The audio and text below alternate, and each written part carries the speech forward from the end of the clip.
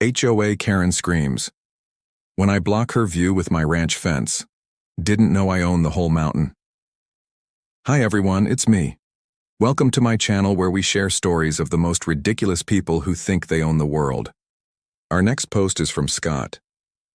This happened in 2017 when my wife and I bought our dream home in a rural area about an hour outside of a major city. We wanted to live in the country but still be close enough to the city to enjoy the benefits of both worlds. We found the perfect place. A beautiful 35-acre ranch with a pond, trees everywhere and plenty of room for our animals, which included several horses, chickens, goats, and other critters. We were thrilled with our new house. It was everything we'd been looking for and more. But there was one small problem. As it turned out, our idyllic surroundings weren't quite as idyllic as we'd hoped. The house had been built around 2000 and had been part of a development project. That meant that even though we owned 35 acres, we were also part of a homeowners association. I knew this going in, so it wasn't a big surprise. But what I didn't realize was just how active and strict the HOA was.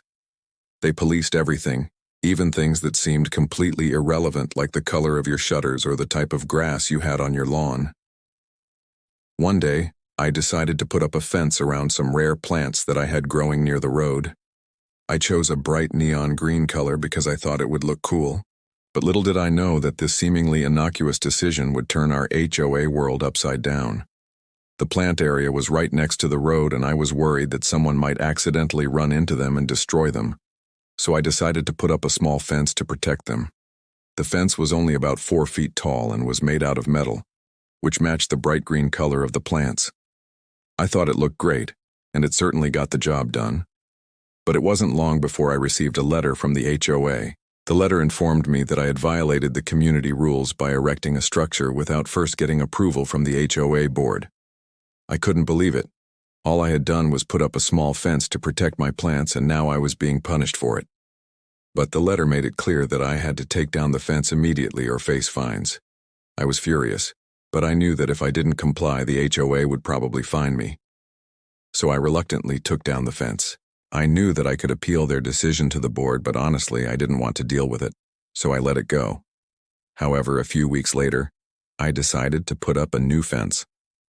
This time, I made sure to get approval from the HOA beforehand. The new fence was the same height as the old one, but it was made out of wood instead of metal.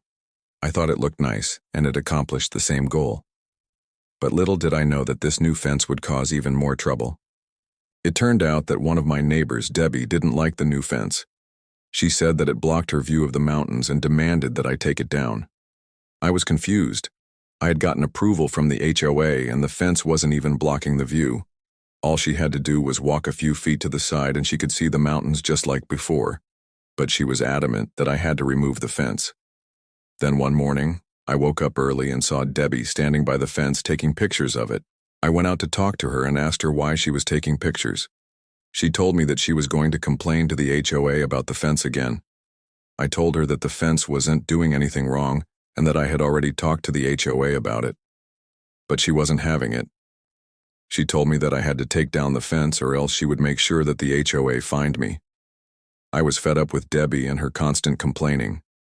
I told her that if she didn't leave me alone about the fence, I would sue her for harassment. But she just laughed and said that I couldn't prove harassment. I was furious, but I knew that she was right. I couldn't do anything to stop her from complaining to the HOA. So I let it go.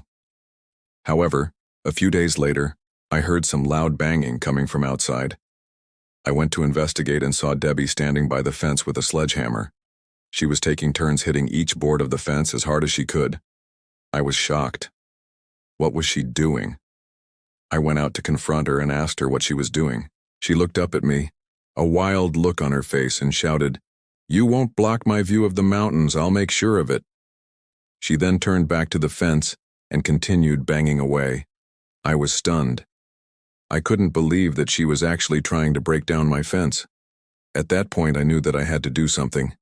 I couldn't let her destroy my property. So I called the police. When the cops arrived, they arrested Debbie for criminal mischief. I was glad that finally someone was standing up to her, but it didn't stop there. After Debbie was arrested, the HOA sent me another letter. This one was even angrier than the last one. They fined me for letting Debbie destroy the fence. They also said that I had to repair the fence immediately or face additional penalties. I was so angry. How could they fine me for defending my property? I fought the ticket in court, but I ended up losing. The judge said that I should have just let Debbie destroy the fence instead of calling the police. I couldn't believe it. I had defended myself against a crazy woman who was trying to destroy my property, and I was being punished for it. At that point, I had enough. I decided to fight back against the HOA. I worked with a lawyer to find out who owned the mountain that Debbie was talking about. It turned out that I actually owned the whole mountain. The HOA didn't have the power to make me take down my fence. However, there was a catch. The lawyer also told me that the HOA had a clause in their bylaws that allowed them to fine members for any reason they saw fit. And even if you took them to court, the courts usually sided with the HOA.